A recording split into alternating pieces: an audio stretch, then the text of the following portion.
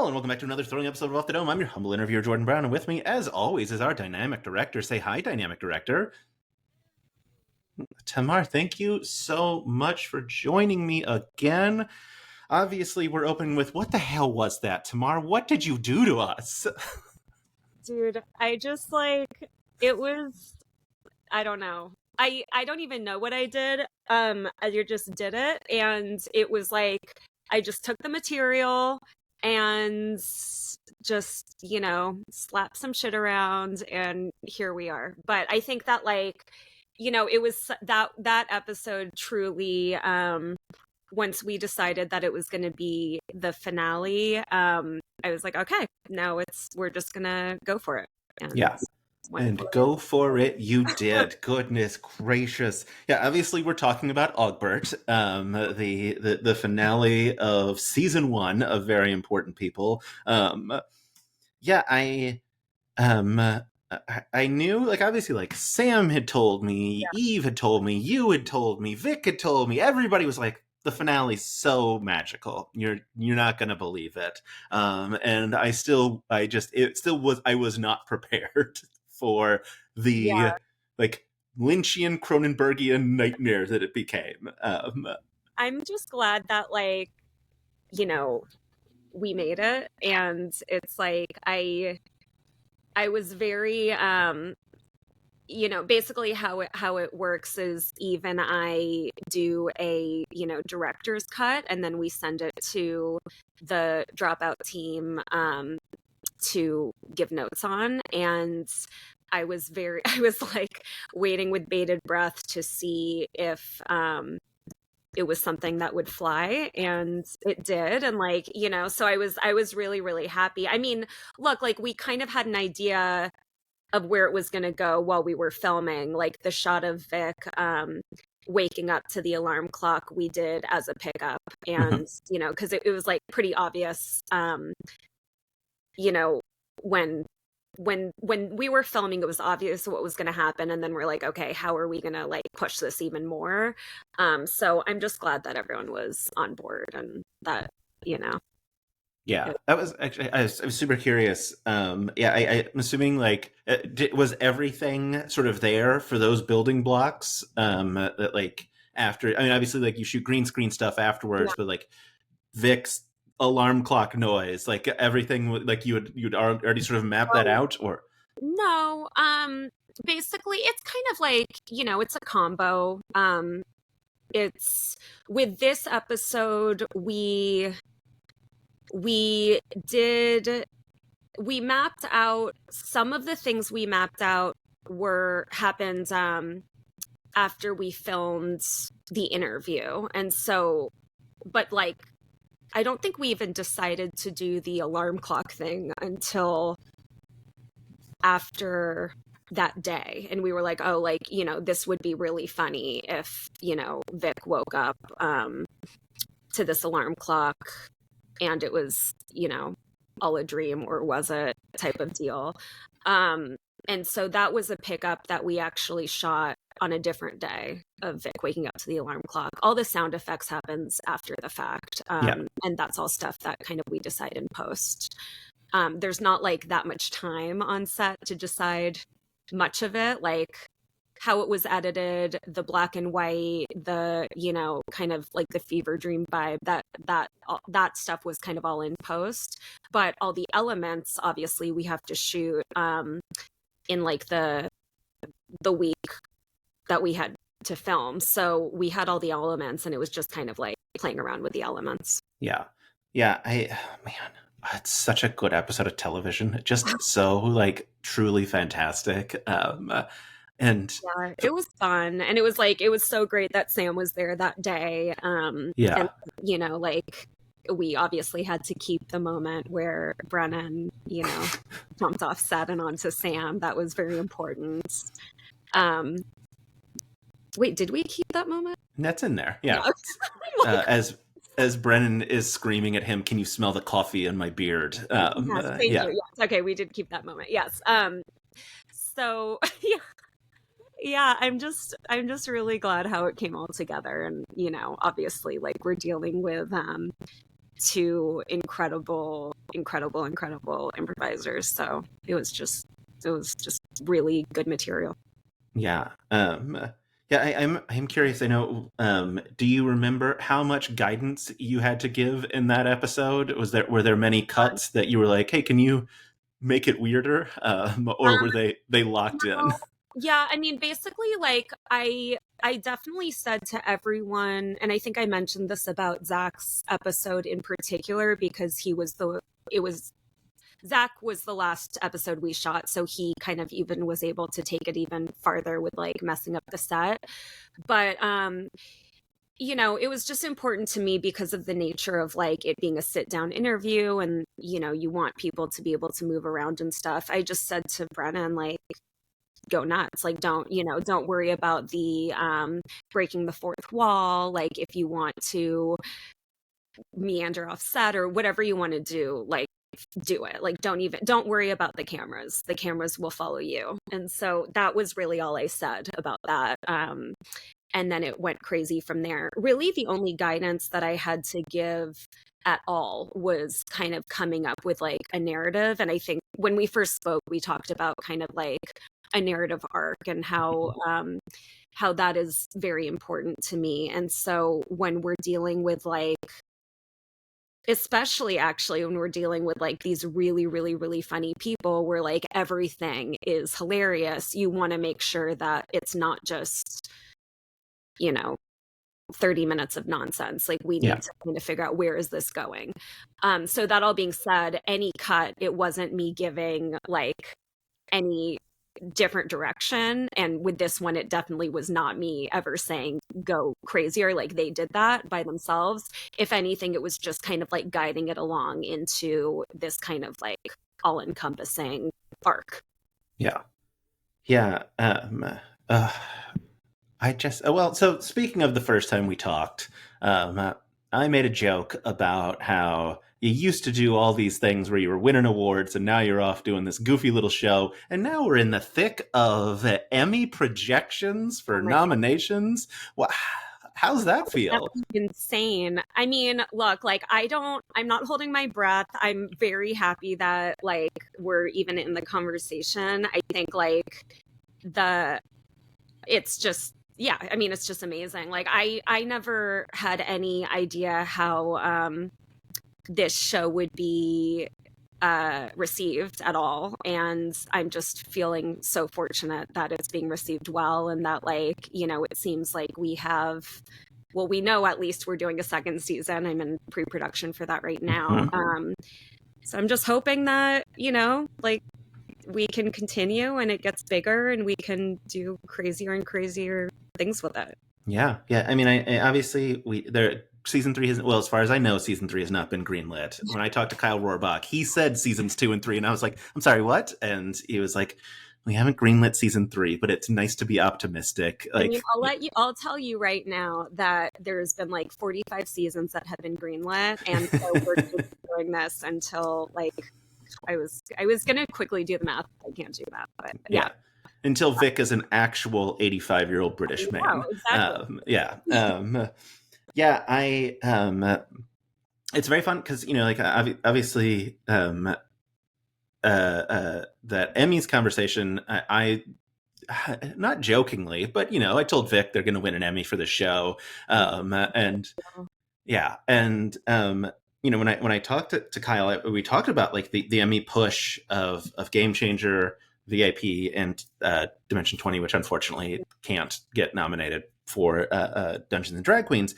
But it's really exciting to not only see that like the network obviously backing you, but like Clayton Davis, a huge name. I mean, Yeah. the name really at Variety, in there being like, yeah, these are my 5 predictions. VIP and Vic are on it. Oh my gosh. I know. That was just like every time I saw it, and then I saw like the little thumbnail with, you know, the photo of Mhm. like the little thumbnail from our promo photos. And it was just like, this is, yeah, just to even, I mean, look, like awards are awards. It's like most of it is political anyway. And so I think at the end of the day, it's like, cool, but also for me it's really just the fact that we're like in the conversation at all and that like people are responding well to it. And, it's something that again, like I had no idea how anyone was going to take it. And like, I think I'm feeling so fortunate that we have, I think all I do with you is like talk about how amazing the team is. But like, I truly feel so fortunate that like, it's just kismet. Like it really is kismet between me and Vic, and then, even I in post, and then, David and Paul and Sam, and I mean, really everyone. Like it's just, we have such a good team, and everyone is truly there to make just, the funnest thing that they possibly can. Yeah.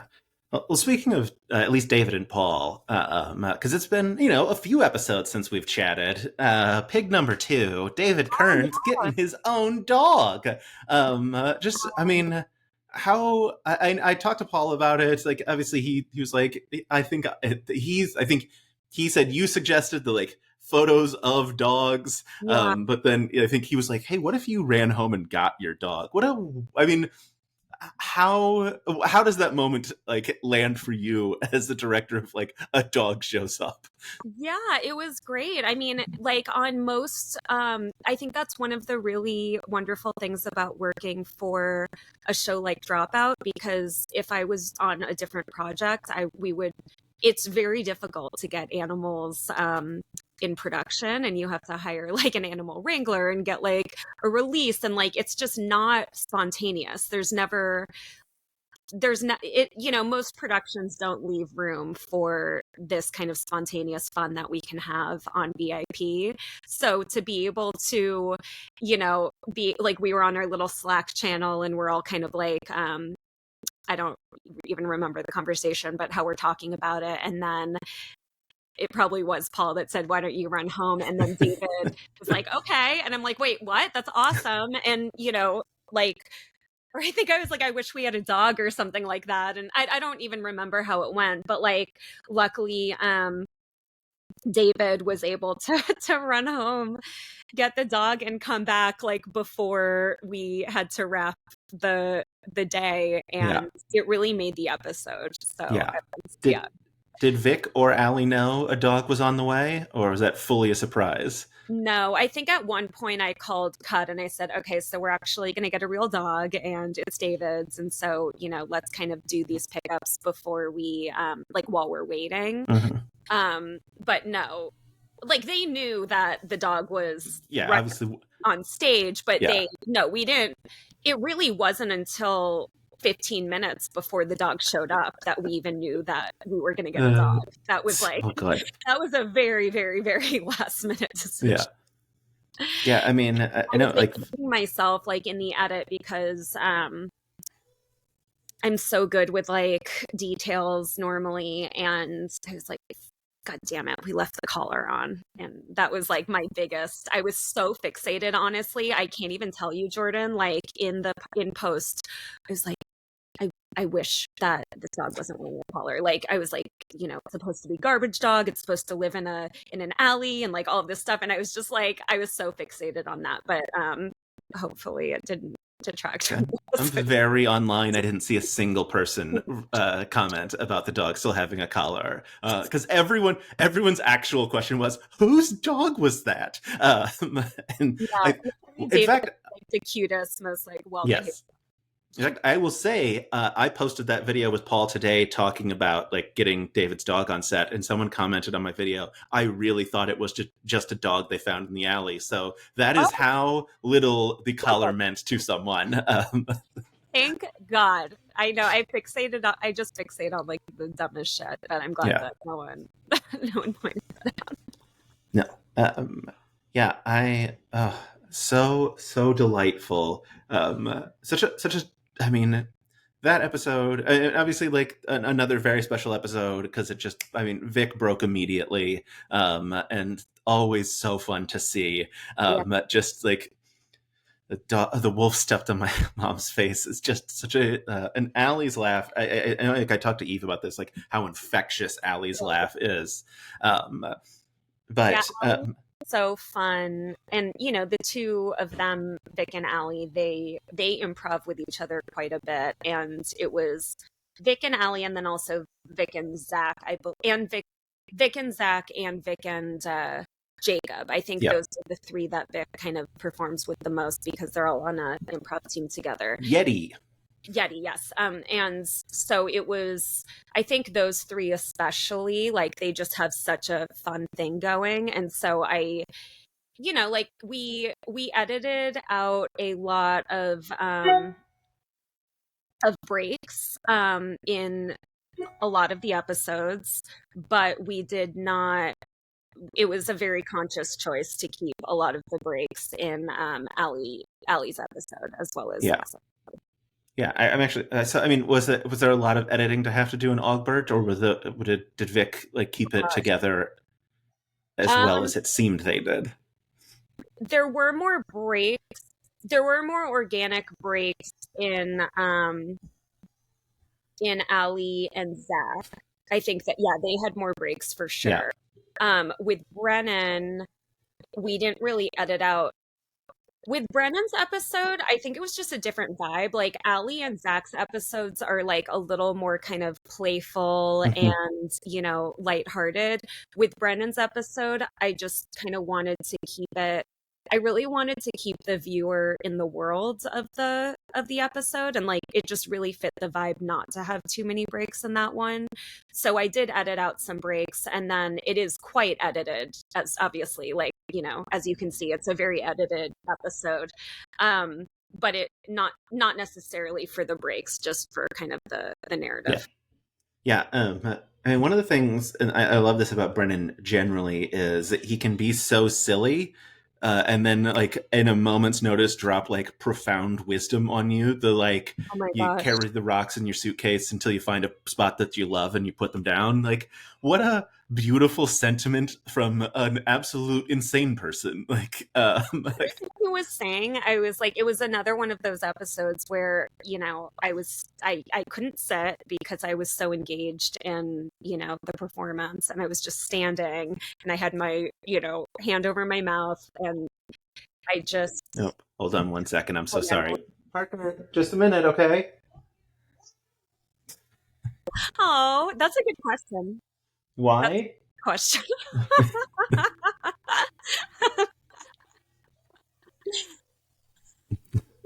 He's like, why? That's a Yeah. good question. Um, yeah, so Brennan's episode again was like one of those ones where I was just kind of standing and watching the, profound profound lines coming out of his mouth that were it's just very quick, and it's very smart. It's, he was just saying, as you said, he was just like spitting out, like he was like waxing poetic the entire time. Yeah, which I mean, for Dropout fans, no one was surprised that happened. It is very funny. I saw a few people that were like, "I cried while I was watching the episode." Like there were like moments that hit like so like profoundly emotional of this like man with a full beard full of chips and coffee is just such a funny contrast. Yeah, Yeah. the chips the chips were great.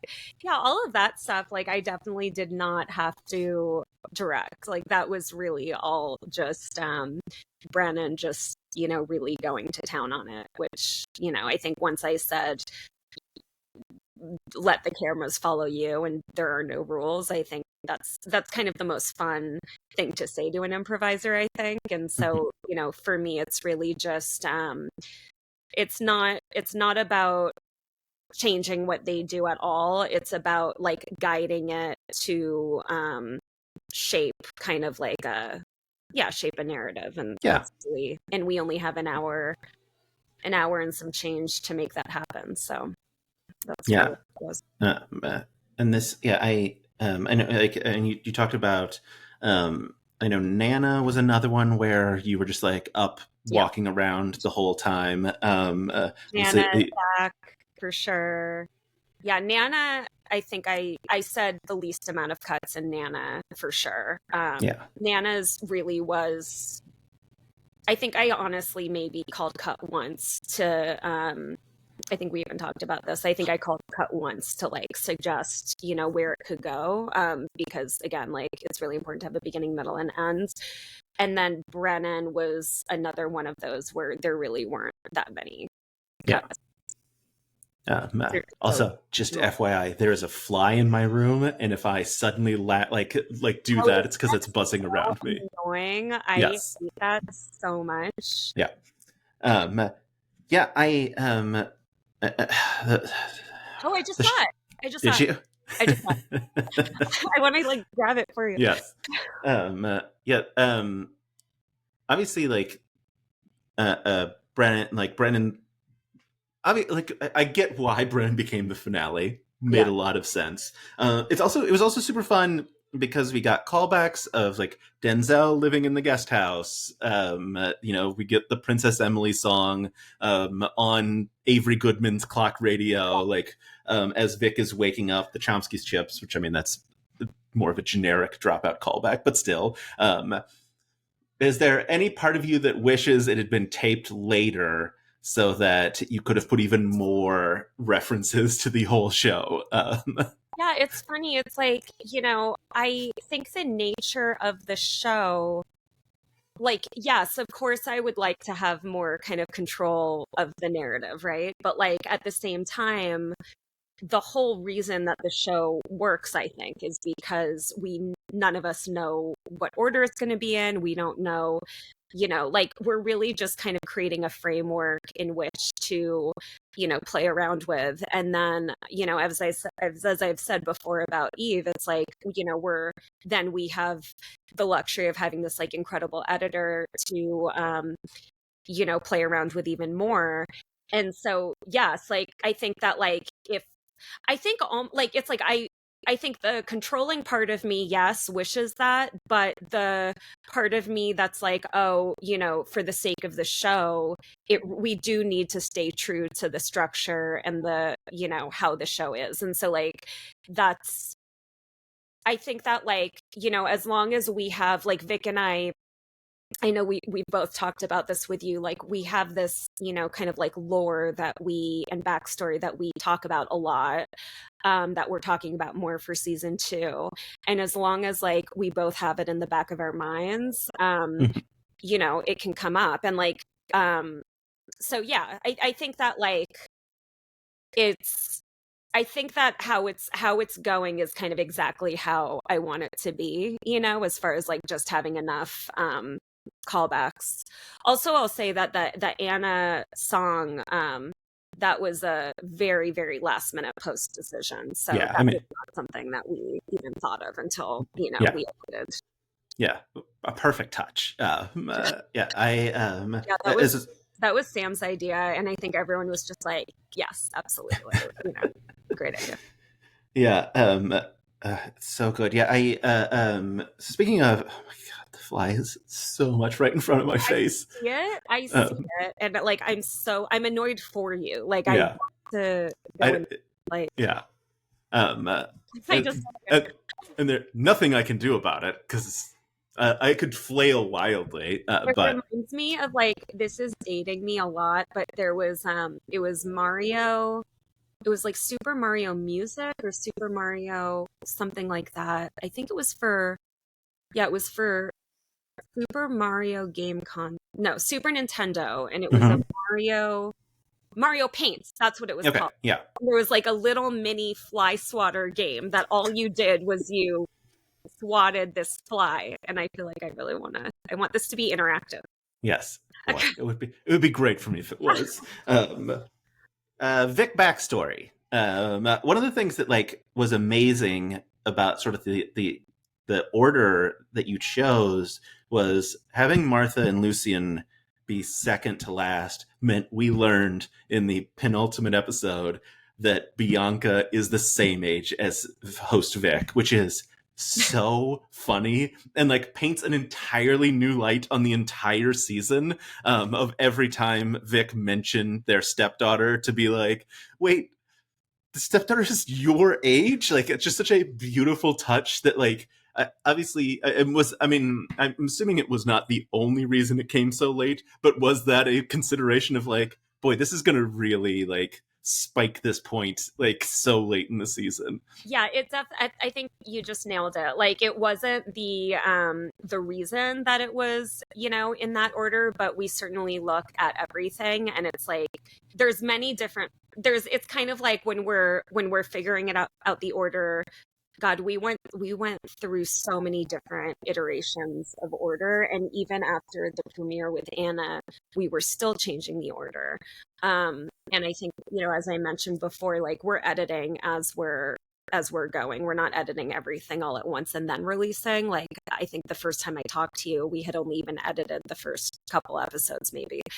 So yeah, we're kind of like as we're kind of like shaping the episodes, we're seeing like, where is this kind of overall series arc, in a very loose term going. And we're and kind of there's multiple factors. Like for example, I mean, this is like a very basic kind of superficial factor, but I wouldn't want like three teams all together, so just stuff like that. But then yes, as also the lore, also the pacing, like I think that like Lisa and Zach's episodes like are very animated and big, and then there's certain episodes that like are a little bit kind of like more grounded and kind of quiet, and then there's episodes that have a lot more prosthetics, and so we're kind of looking at all of those different factors and putting them together.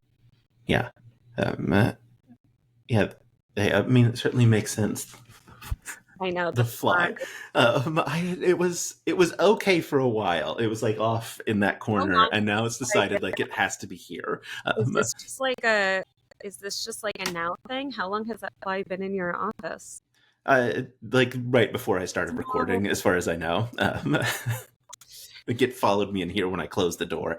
It's just shitty irony of it all. Yeah. But we're having really good.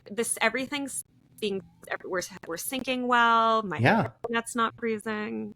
No, I'm not out of sync, which is exciting because I have been for the last several interviews that I've done, including I talked to Vic last week, I think, and at one point, they asked me if I could have dinner with anyone living or dead, who would it be? And I went to say, I was like, I would have dinner with you. And I went to point at them as I am doing now. And I pointed in the wrong direction, at least for me on camera. And the problem is that I was on like a 2-second delay of like video. And so not only did I point in the wrong direction, as I was doing it, I was like, I'm pointing in the wrong direction. And then I had to watch myself point in the wrong direction. And I was like, I hate this so much. Oh, I love that question though. So if you were to have dinner with anyone dead, who would it be? It was, I mean, Vic immediately demanded that I answer it real. Tolkien. I have a very hefty obsession. I love that. What about fictional? Fictional? Ooh, boy. I mean, like Thor, but Marvel Thor, not the like Norse Thor, because he's bad news. But like, yeah, like Marvel Comics Thor, very lovely person. Ooh, the fly was real close to the camera. That one. I saw it. It scared me for a second. What about you? Living or dead or fictional? Oh gosh, I can tell you whose Vic's was. If you Vic, well, first of all, Vic was like, it's a president, but I can't think of who. And I was like, okay, well that any president. Yeah, and I was like, and so as we were like struggling to like come to like who it was, they were like, he was an actor, and I was like, Ronald Reagan, and they were like, yeah, and then I'd poison his food. It's like incredible, and that was like that was the last like thing we talked about on the show. Drop and we're done. Yeah.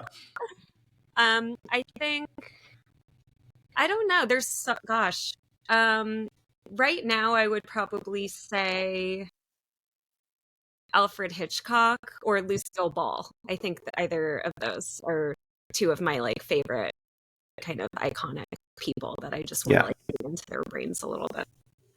Yeah. I mean, I mean, we called it Lynchian, but Hitchcockian also probably a good way to describe Augbert of just like, I mean, truly a nightmare. Nightmare. Yeah, Yeah. if you're not familiar with the director Samuel Fuller, I would look him up. Hmm. He's a big inspiration for me, and he did this movie called Shock Corridor that was from like I believe 1960 something. But he just does these like he actually in that one it was opposite where it was all black and white, and then he has one colored scene that just turns into color, and it's like it is like a fever dream, and it's a really really really cool kind of very out there story. And yeah, I think that like again, like I'm happy that every single episode has like a completely different vibe, you know? Yeah. Some are Um, gonna uh, hate it, some are gonna love it. Yeah, it's one of the things that I mean, I've seen people like rank, which I don't care to do. Of like, I'm fine if you're like, this isn't my favorite, but like, don't rank the whole season. There's no reason for that. But it was always funny when I saw people like, "What's your favorite episode?" And I would kind of scroll through the comments, and basically at some point, everyone like one of the episodes was someone's favorite. Like, it wasn't like a, Yeah. um, like it wasn't like all I haven't seen one since Augbert. Maybe that has replaced everyone's favorite. I don't know. But like prior to that, like, there was, Avery and Nana and Denzel. Like it was just a mixture of people's favorites, which I think really is a testament to how different each episode is. Yeah, I mean, I love that. Like, I think honestly, that's my favorite part of you know, the whole series. It's like it really is so dependent on the improviser and the guest, and like, every single person we've had on as a guest is so funny, and they're all going to bring something completely different to the table, and it's just up to us on set and then also in post to lean into whatever type of humor they're giving us, and just really kind of like, yeah, like I think that's why, for Allie's, like Allie is so lovable and so like infectious, like their laughter is so infectious, and it's like, and they were breaking Vic, and like Vic was having so much fun with them, and so it was just like that type of episode, you know in a million years couldn't have like the same like intensity as Brennan's, for example. So it's just really, again, like a collaboration that it starts with the interview, and it really just, we all shape it from there. Yeah. Um, One of the other episodes that we haven't talked about because we hadn't spoken yet, Leanna, Oh just yeah. absolute magic. Yeah. Izzy Rowland, goodness gracious. That one's like I think Nana is still my favorite. Ooh, but Augbert might have passed Nana. But Izzy's is certainly up there. Like Leanna's what just like devastated me. Really specifically, Alexa looked different. Oh my gosh, And I genius. I was I had the same reaction Vic did, which is you can see on their face as they're processing what like Izzy just said. It's so brilliant. I know. No, that one was really fun. I don't think we did talk about that one. I might have talked about this in Last Lux, I'm sure I did, but basically that one was, so the one of the most fun things about the show for me is we come up with these looks, like the looks of the costumes and the looks of the makeup, and then it's really up to the improviser to decide where they want to take it, and we'll be there for kind of support and to help them figure it out. But truly, like, uh everyone's going to take it in a completely different direction. And so that one actually in particular, our idea of what that was going to be was so different than what it ended up as, in like the best way. Hmm. So it was very surprising for us how Izzy took it, and Yeah. it worked obviously so well. Yeah, I know. It was also funny. I talked to Izzy recently as well about a bunch of stuff, but about VIP. And she was like talking about how heavy all of like the wig and the dress and everything was, and she's like, and then I saw Oscar's episode. He's wearing a vest. I know. Poor Izzy. Like, we put her in like we literally put her in real foliage. And like, we had like a custom crown made from like someone that worked on the D20. And, like, it was just really, I mean, she did have like I think she had the most constructed costume. Like, Yeah, our wardrobe stylist Vanessa, she went out and literally bought plants from the flower district, and it was, yeah, and obviously kind of like custom made the dress. It was and what was really really cool about that one is that Izzy had zero prosthetics on and looked completely different, which yeah. was cool. Yeah, I know. I mean, it's so funny. Like, even looking back, I remember when the poster first came out, people were guessing who the actors were in the poster, and not just like Denzel. Like, people were guessing like, who is this other person? Like, and I mean, even like I think when that episode was coming out, the week it was coming out, people were like, I didn't know that was Izzy. Like, Yeah. such I a know what a transformation. difference like a fake spray tan and a wig makes, right? Yeah, yeah. Such a good episode. I tried to write down everyone we hadn't talked about, because I don't think we talked about Jasper and Casper. Oh Um, gosh. Yeah, that but one was like, the first one we shot. So God, I felt so lucky that they had such a good dynamic with each other, and that like I felt very lucky that they were the first episode, because I yeah, was this as all hell when we started filming. So they made it like, very easy for me. yeah. They also did one of like my favorite things, which is they took the obvious thing and threw it out the window of like, we're not going to be twins. We're going to be a married couple. Like, Yeah. Yeah, don't even think we look like each other. I know. yes, so much funnier. Um, uh, And that and one was then so funny because like the joke was supposed to be that they're gonna look so different, and then they, in the wigs with the moles and the mhm, outfits, like they look actually pretty similar. yeah. Yeah, and then obviously Martha and Lucian, our penultimate episode. Yeah, that one was really, really fun to edit.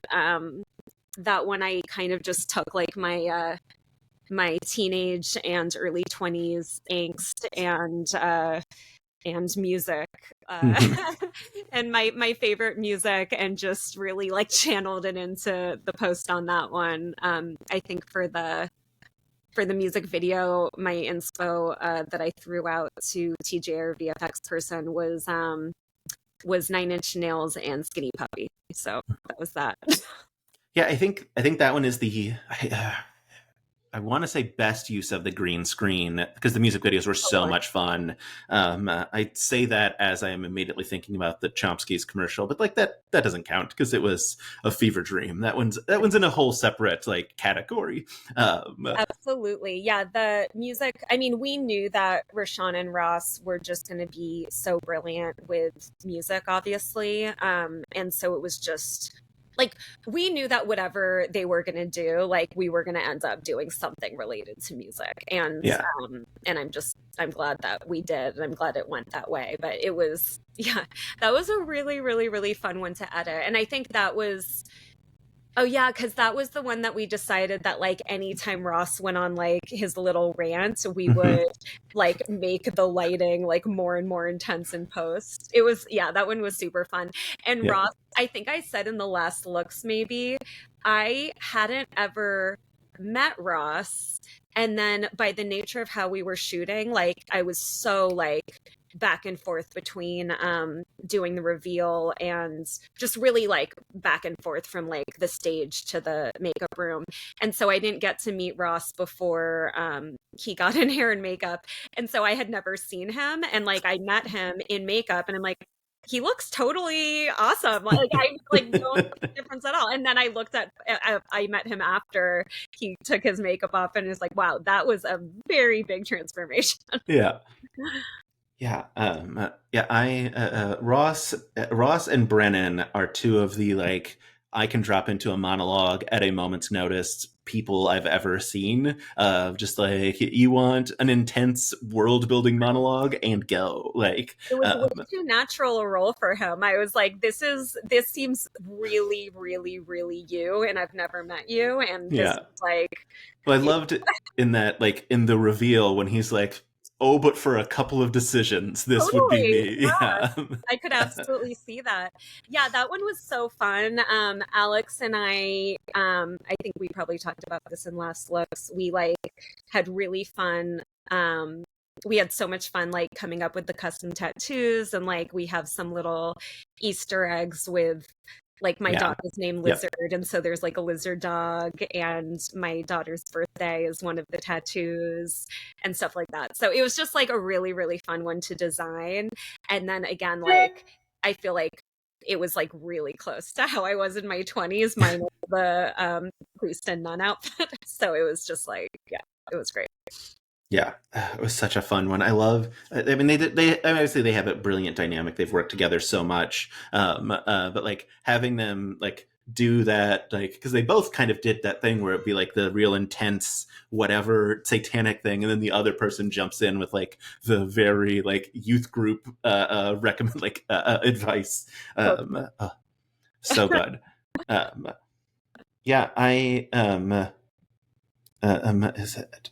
I think I don't know if we talk about Avery Goodman. I don't remember which episodes we've talked about at this point. I wrote down Avery Goodman because I don't think we had. Also, I'm not sure we talked about Avery Goodman, but yeah, he was like, I love that episode. I love the inventions were like a very, very, very last minute addition that we were like piecing together.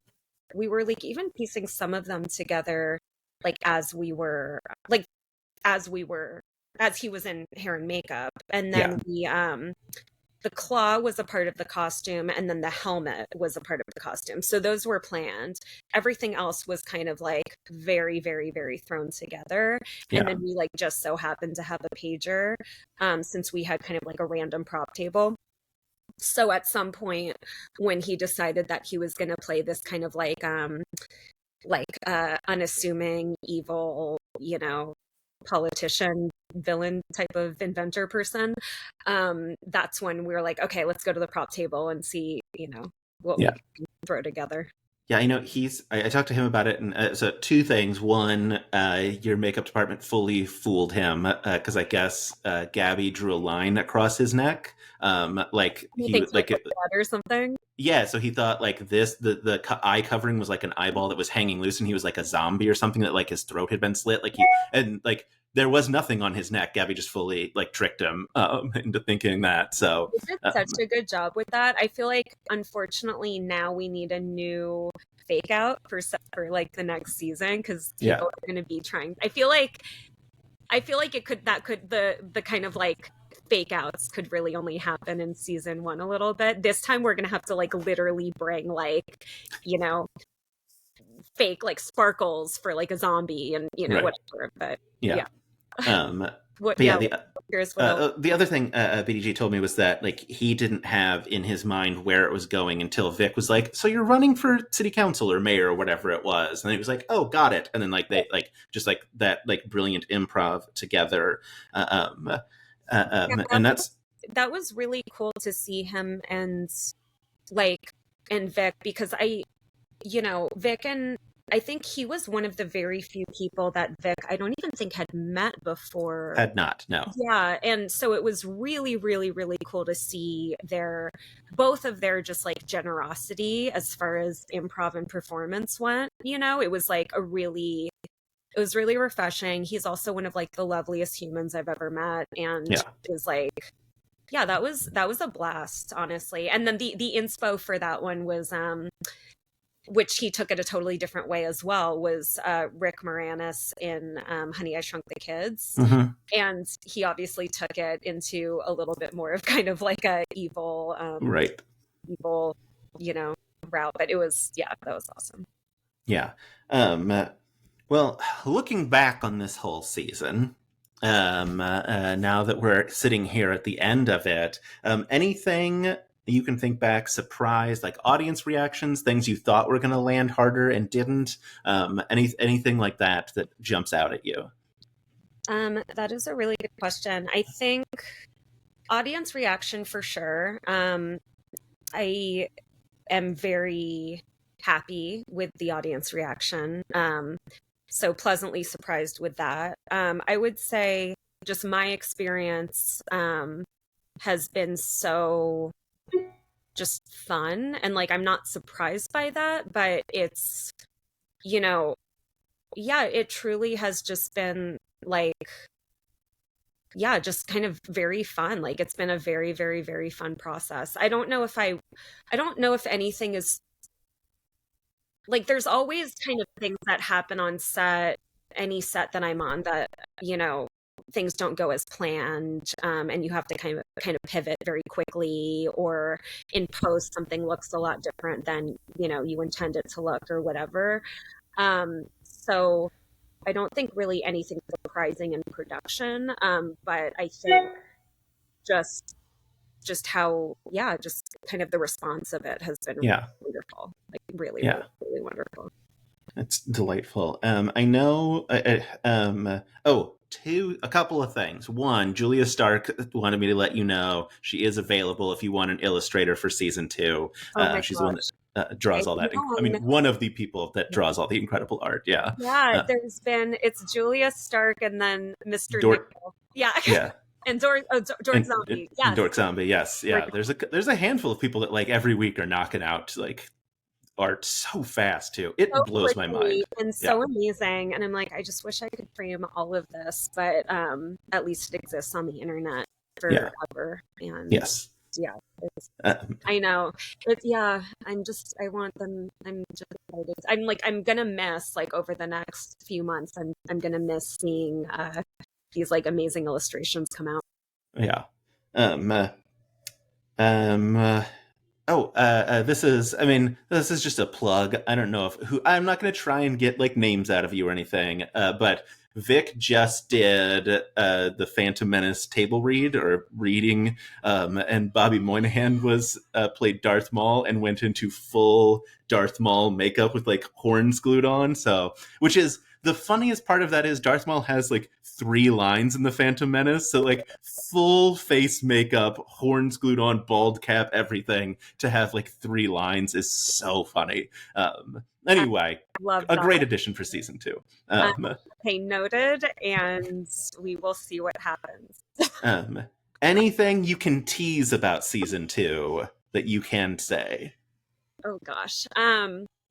It's fine if the answer is no. Well, we're very, very early on. We are going to be doing more episodes this season than last season, so there will, Love it. yeah, I think I can say that pretty confidently. We're gonna have. I definitely can't say anything about the casting, but and none of it's actually even solidified. We're kind of just talking about it, but I'm very excited about some of the names that we're throwing out there. Mhm.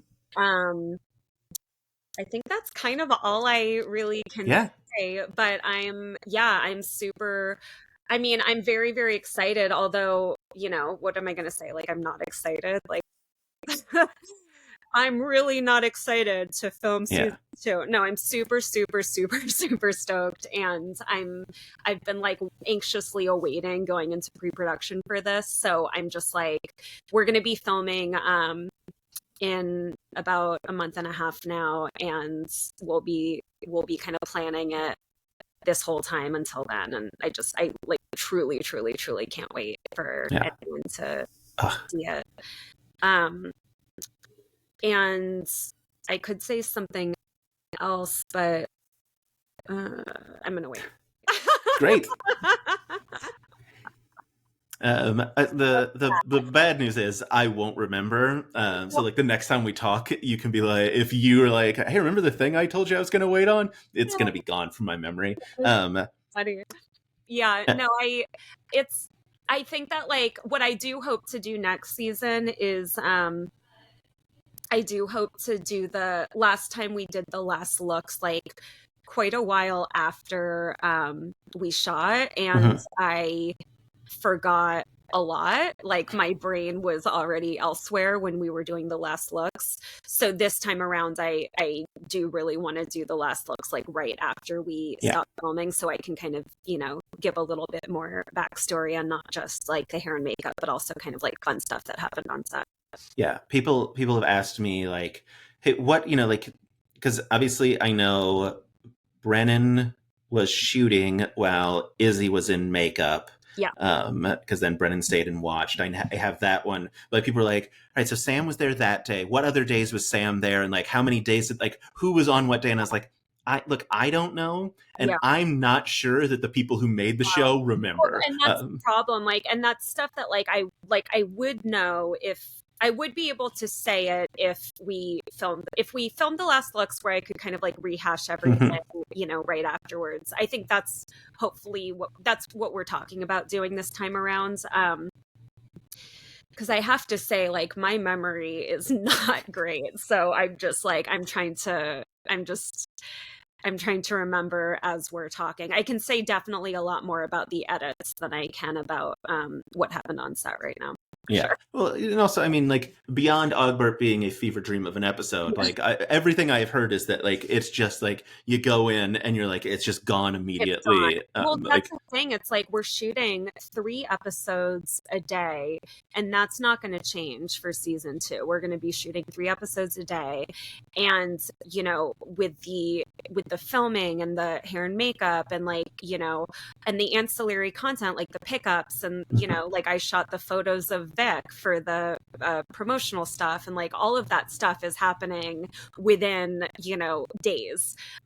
So it literally, like, I'm very present for everything, and it just goes like in one ear and out.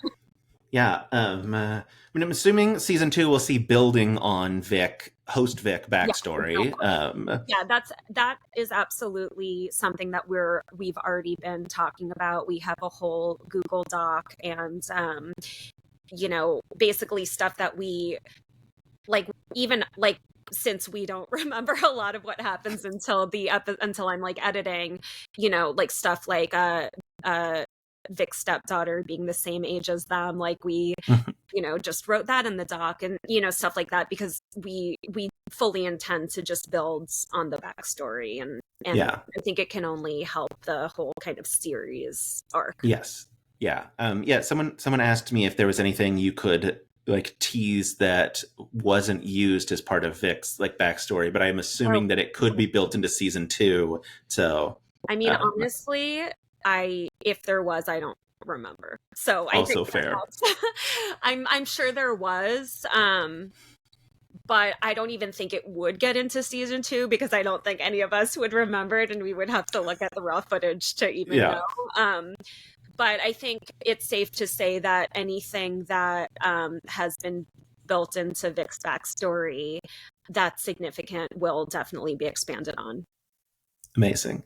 Well, this has been absolutely delightful. And do you want to plug the Jinx finale coming up this Sunday on HBO? I am so behind right now because of Baby Reindeer, and I need to get back into Jinx. But yes, like, we haven't even talked about that. I know. It's such a good documentary. And we've messaged about like how you thought it was going to be kind of like a fluff documentary because it's the trial and like it's over and whatever, and then it's so much more than that. So smart. Like, it's just a testament to like how, because you never know. And that's actually, you know, season 2s of things, you have no idea. You don't know if something's going to be just fluff or not. And you know, it's with the first season coming out in what, 2017? I think 2015. That was crazy. And then yeah, yeah, and then all of that stuff happened, and then I like started watching it, and I was like, yeah, this is just gonna be fluff. Like they're basically gonna turn, you know, like the trial into just kind of like one long fluffy thing, and yeah, it's like so good. So yes, I have nothing yeah. to do with the Jinx, but people should watch it. It's People should incredible. watch it. Yeah, I no spoilers since you said you aren't current. But like the trial is over now, and there's one episode left, and I Okay. think it's going to be about his wife, like the Yeah. current wife, or not current, but because he's Oh dead. yeah, But who is um, such a character. Oh my yeah, gosh.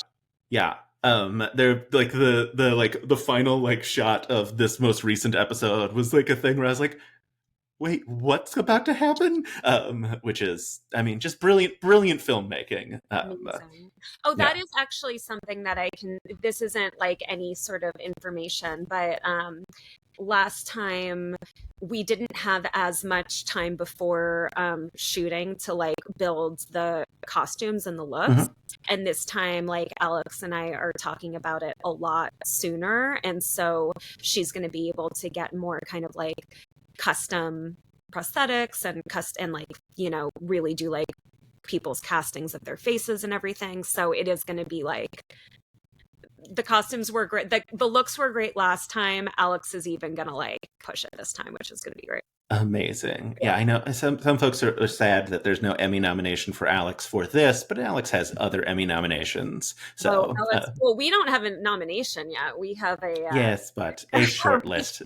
The show is not put forward, Alex, for makeup, but also like it would be going up against other shows that Alex has worked on, like The Mandalorian. And while I love the makeup in VIP, I don't know if it hits like Disney budget level makeup.